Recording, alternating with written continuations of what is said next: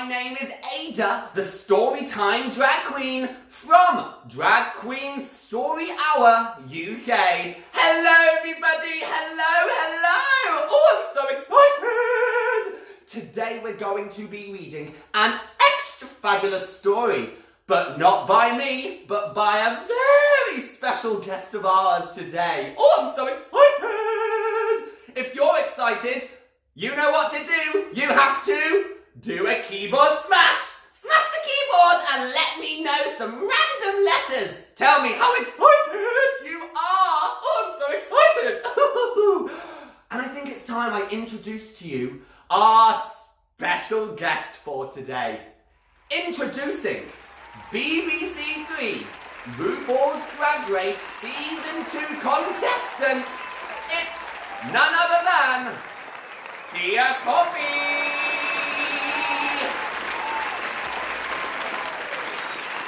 Hello my loves, I'm Kofi and I'm here with Drag Queen Story Hour UK to read you a very exciting book called Promised Land by Adam Reynolds and Chaz Harris. Once upon a time, in a land not far away, a place where no one cared if you were straight or you were gay, a prince and a farm boy both longed to be free. One day they met. What happened next? Let's turn the page and see. On a farm by a forest lived a restless young farm boy called Jack, who was always getting into trouble for not doing his chores. One morning, Jack woke up to hear his mother Carol yelling out for him to set the table. Charging recklessly into the kitchen, Jack knocked Carol right off her feet. Frustrated and fed up, Carol decided it was time Jack learnt a thing or two about responsibility. She led him out to the barn, where a surprise was waiting. Jack nudged the door open to be greeted by an explosion of golden hay, revealing a puppy. Giggling through a slobbery kiss, he named the excitable pup Milo. Carol stifled her own laughter, making Jack promise to look after his furry new friend no matter what. Later that day, Jack and Milo fetched water from the well. Behind them, the trees began to twist and turn with a life of their own. Milo barked, alerting Jack to an eerie path. A path Jack was sure had not been there moments ago. At its entrance hovered a mysterious, glowing blue orb. Milo bolted towards the light as it darted off down the trail. "Milo, wait!" Jack exclaimed as he dropped his bucket and sprinted after him. Deep in the forest, Jack and Milo chased the peculiar light up the trunk of a giant old tree. Though they climbed to the treetops above, the light was nowhere to be found. Instead, in the distance, they had a spectacular view of the palace and the kingdom beyond. Meanwhile at the palace, a lonely young prince named Leo was looking out from a balcony.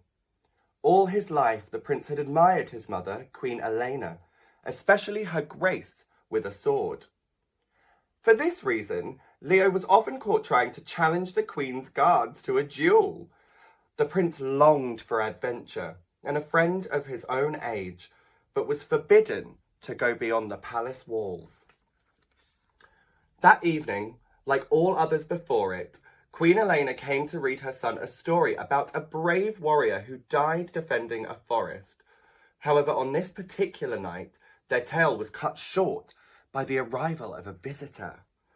Elena went down to greet her mystery guest, leaving Leo to finish his book alone.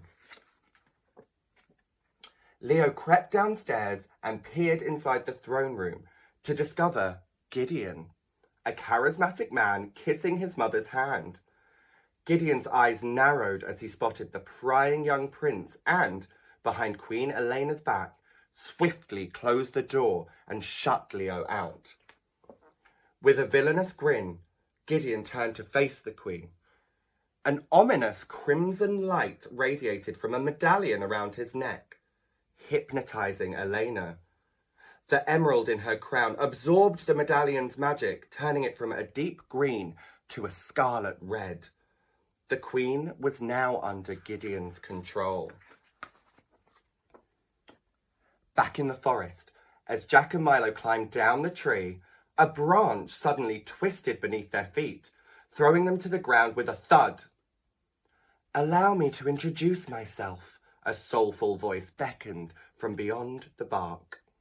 They froze and slowly looked up to find the blue light had returned, this time in the form of a face. Jack shrieked, Milo yelped, and they both ran home as fast as their feet could carry them.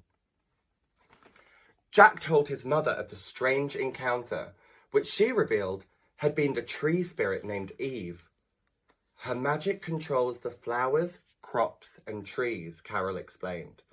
She warned Jack that there are some in this world who would seek to control Eve for wealth and power, and, as the guardians of the forest, they must keep her secrets at any cost.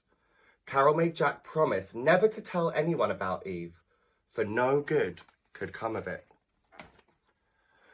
The power of Gideon's spell over the queen grew stronger by the day.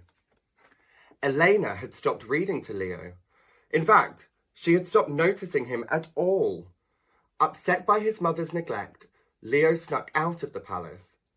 Not knowing his way, he was soon lost and alone in the woods, spooked by a voice on the breeze. Crack! Something fell from the trees above Leo. It was Jack! He had been climbing the tree to visit Eve. As the two boys leapt to their feet, Jack recognized Leo immediately. "You're the prince!" stammered Jack, taking an awkward bow. When asked why a prince was wandering the woods alone, Leo explained he was on an adventure. Jack returned a mischievous grin, declaring, "Well, you've come to the right place for that." Each day, Jack and Leo met secretly in the forest. Years passed by, and their friendship blossomed side by side. They grew from boys into young men. Meanwhile, the power of a more troubling bond had grown stronger, as it was announced that Gideon and Queen Elena were to be married. As winter fell across the land, the whole kingdom gathered for the grand celebration. Distressed by his mother's decision to marry, Leo tried to convince her that Gideon was up to no good, but his warnings went unheeded. Queen Elena was still enchanted by Gideon's spell, and Leo had no choice but to watch the wedding ceremony in dismay. At the wedding banquet, Gideon approached Carol, who curtsied bashfully, delighted by her first meeting with royalty. However, when Gideon pressured her about selling their land, Carol's friendly smile soon faded. "The land cannot be bought or owned by anyone. Not now, not ever," she vowed. Leaning in, Gideon whispered, "I know what you're hiding." Carol huffed angrily and stormed out of the palace, leaving Gideon brooding in her wake. In the ballroom, the guests watched Elena and Gideon enjoy their first dance. Leo sat in a corner looking glum until a hand reached out towards him. Glancing up, Leo saw Jack offering a warm and supportive smile. Taking his hand, they fled the palace together, leaving the celebration behind. In the forest, Leo told Jack he was more than his best friend. "I feel like I can tell you anything," he said. Jack felt the same way, but there was one secret he had not yet told Leo. Hesitating a moment, Jack remembered his mother's warning, then called out Eve's name. That night, Eve showed herself to Leo in a spectacular display of fireflies and lights in the sky. As the forest serenaded them, Jack and Leo danced together until dawn. Jack was relieved to have no more secrets between them. The truth about Eve was out. However troubling was waiting just around the corner. As the sun rose, they made their way to the edge of the forest, where without warning, Jack was grabbed by the collar. It was Gideon. Guard seized Leo as Gideon turned to Jack with a sneer. Your mother has until sunset to give me this land. If she doesn't, I'll be back with an army, and you'll never see your precious prince again. Jack's face filled with dread as Leo was taken away in a carriage. Racing towards home, Jack ran into Carol, who had been searching the woods for him. He told her of Gideon's plan and professed his feelings for Leo. Unsure how to help Leo and save the land as well, Carol summoned Eve. Appearing through the trees, Eve reassured them.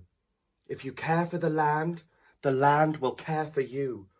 Have no fear, help is here, and I know what to do. As night fell, Queen Elena gazed blankly upon Gideon, leading an army of guards out of the palace. Above the forest, a swarm of blue light swirled into the air, forming images in the sky. Eve revealed to Elena all the evil she had been blind to. Gideon had not married her for her heart, but to steal her throne. The queen's eyes flashed blue, and the emerald green of the gem in her crown returned. Gideon's spell was broken. Entering the dungeon, the queen found her son locked behind bars and ordered his release. Leo warned her of Gideon's plan and confided in his mother how he felt for Jack. Elena recognized her own son's love to be true and commanded the guard fetch the horse. Gideon and the army marched steadily through the forest towards the farm. Around them, the trees and roots began to bend and shift, luring them into a trap. The trees whomped and the vines slithered, entangling the guards until they could no longer move. Devious as ever, Gideon managed to slip past with a few guards in tow. Reaching the farm, Gideon gave one last chance for surrender, but Carol refused to give in. The guards seized Carol and Jack as Gideon growled, "If you won't leave by choice, then I'll make you." Gideon took his torch and lit the farmhouse on fire. From the blazing building, Jack heard a frantic bark. Milo was trapped inside. Wrestling himself free, Jack rushed into the burning house as Carol watched on in panic. Galloping hooves announced the arrival of the queen and her son. Fearing for Jack, Leo leapt from the horse and sprinted inside after him. Elena confronted Gideon, ordering him to surrender or pay. Outraged, Gideon hissed, "Who are you to threaten me?" The blade of Elena's sword glistened in the moonlight as she drew it and roared, "I am your queen." Unsure which side to take, the guards watched in confusion as Gideon and Elena fought. Seeing her chance, Carol pleaded for their help to put out the growing inferno. The guards formed a line from the well, passing buckets of water to dampen the flames before it was too late. Fire licked the walls inside the house as Leo reached Jack and Milo. Above them, a wooden beam fell and blocked their only way out. Flames closed in, forcing them upstairs into Jack's room, where Milo barked and ran straight to the window. Throwing it open, Jack and Leo surveyed the snow-covered ground far below. Jack hesitated until Leo offered his hand. Holding on to each other, they stepped out onto the ledge and counted to 3 and jumped. Moving with the grace of a swan, the queen fought Gideon across the surface of the frozen river, soon pinning him to the ice. As Gideon begged for mercy, Elena snatched the medallion from around his neck and drove her sword right through his heart, destroying the magic inside. Gideon's power was gone, and Queen Elena banished him from the kingdom forever.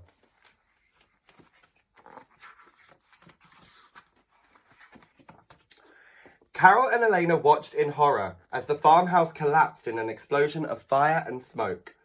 Covered in ash, Jack emerged through the snow, cradling Leo in his arms. Milo plodded beside them, head down and somber. The prince had not stirred since they had jumped from the house. Softly placing Leo on a bed of clean white snow, tears filled Jack's eyes. "I love you," he whispered, as a tear rolled down his cheek and fell onto Leo's face. The prince's eyes flickered. He was alive after all. Leo smiled up at Jack and said, "I love you too." The years passed by and the green lands came back as people told stories of Leo and Jack. There was peace and abundance with the Queen's sole rule. The kingdom thrived without Gideon the Cruel. And the prince and the farm boy, who longed to be free, they got married and started their own family. With love and with joy and a life full of laughter, the prince and the farm boy lived happily ever after. The end. What a lovely story! All about love and happiness and conquering your fears. I think that's very important. Oh, that was so fabulous! I love that story. Thank you so much, Tia. Thank you, thank you, thank you. That was such a lovely story. Everybody, don't forget to say thank you in the comments. But I think that's all we've got time for today. Thank you so much for joining in for this very special online story time with Drag Queen Story Hour UK. Bye-bye, everybody. Bye-bye. Bye-bye. Bye-bye, everybody. Yes, you. Goodbye. Oh, goodbye, everybody. Goodbye.